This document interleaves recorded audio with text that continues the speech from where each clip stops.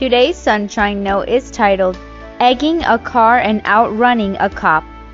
Jesus replied, I tell you the truth, everyone who sins is a slave to sin. John chapter 8, verse 34. I'm not the one who bought the eggs, nor was I the driver, but I was still guilty. What were we thinking the day that Penny, Kari, and I decided to get back at Kari's heartless ex-boyfriend? We stalked him to his house, found his extremely nice car sitting in the driveway, and proceeded to bomb it with dozens of eggs. Speeding away victoriously, Penny suddenly thought there might be someone following us. That's when we started to freak out. Had he been home? Had someone been watching out the window? Had a neighbor turned us in? We drove wildly back to campus and hid in the music building all afternoon, praying the cops wouldn't come searching the school for us, terrified of ending up in a jail cell next to someone named Big Bertha. The next time we drove through town, we were still looking over our shoulders, afraid of being hunted. You'd think I would have remembered the day a cop ushered me over in downtown Seattle, that fear feeling of being caught that comes hand in hand with a stupid decision.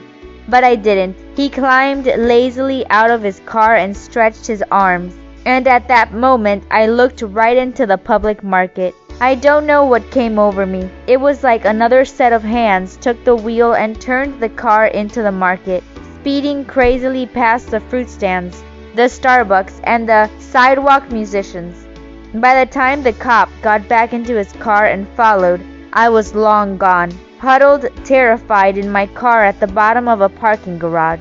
Instead of being triumphant, I was seized with fear. I had committed a misdemeanor. I spent the whole rest of the day in Seattle being afraid, looking over my shoulder, certain that the cop would drive by and recognize me. While my son splashed happily in the fountains on the harbor steps, I cowered in fear behind a nearby planter. It ruined my entire day. That's how sin rules us, doesn't it?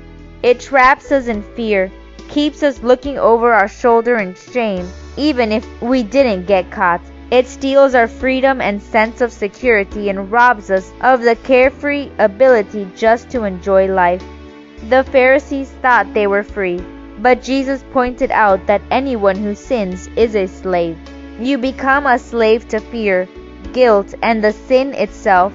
In a sentence, it's not worth it. Living in fear, looking over your shoulder, is not the life Jesus wants for you. He wants you to be free, and only the truth, Jesus himself, can set you free. May God bless you today.